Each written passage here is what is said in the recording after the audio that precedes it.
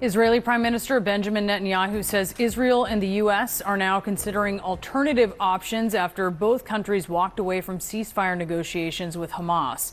Today, President Trump said Hamas did not want to make a ceasefire for hostages deal in Gaza. Hamas disputes those claims, saying that a breakthrough was close. The stalled talks, though, are adding to the catastrophic humanitarian crisis unfolding in Gaza. According to UNICEF, more than 100 people have died from malnutrition since the war began, 80% of them children, most of them recently. An Israeli security official says it plans to allow airdrops of badly needed aid into Gaza here in the coming days, but the UN is warning that airdrops are costly and dangerous. We're joined now by Dr. Aksa Durrani. She is a pediatrician and epidemiologist. She's also a board member for Doctors Without Borders. Dr. Durrani, thank you so much for being with us. First off, can you just describe the situation? What you are hearing from colleagues about what it is like in Gaza right now? The situation is dystopian at best. When I left 3 months ago, our colleagues were only eating one meal per day, and now people are stretching meals one meal every 2 to 3 days. We're seeing people who are being shot and killed at these supposed aid distribution sites, and our field hospitals are reaching record numbers of patients who are injured day after day.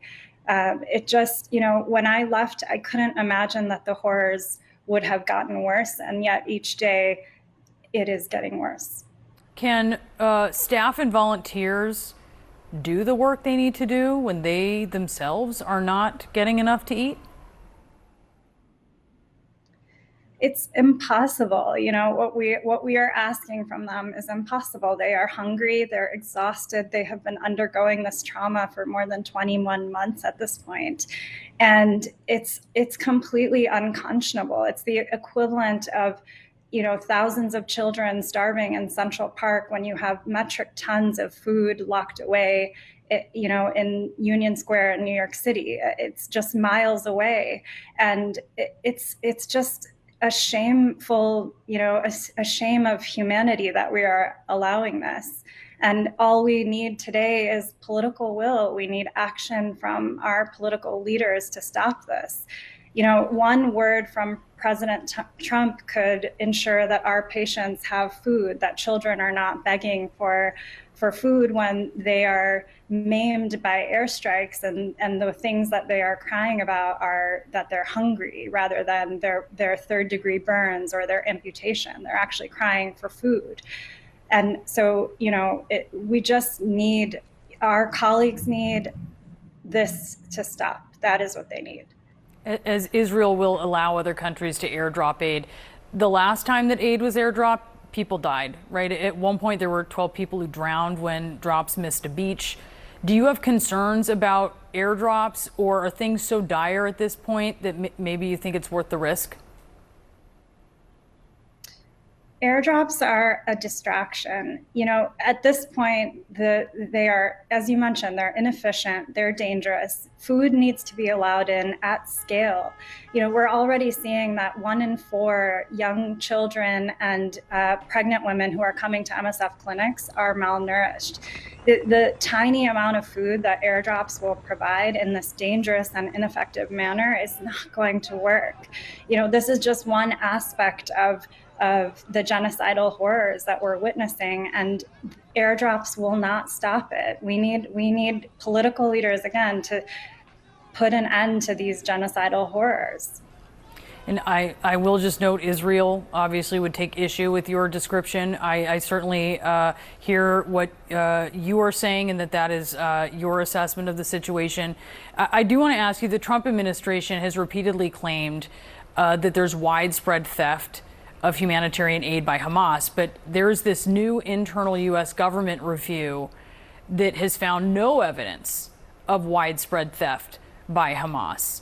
What do you think the effect of this report should be on the aid effort now that it appears to have debunked a reason for restricting aid into Gaza?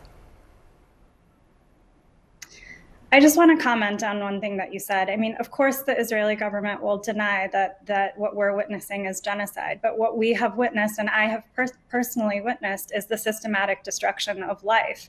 There, we see forced starvation, we see forced displacement, we see annihilation of the healthcare system, we see mass killings.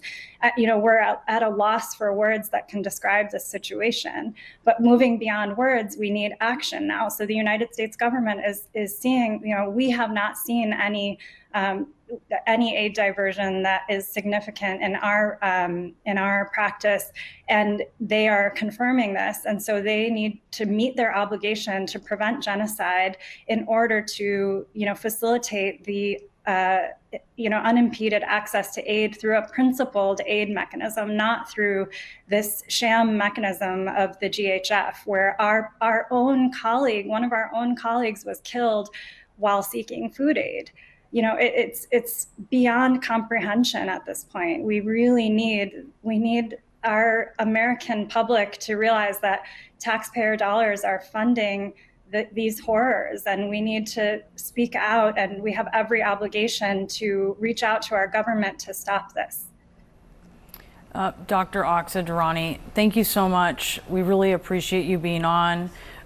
We see the work that your colleagues with Doctors Without Borders are doing, and we're hearing these stories, and we really appreciate you talking to us. Thank you.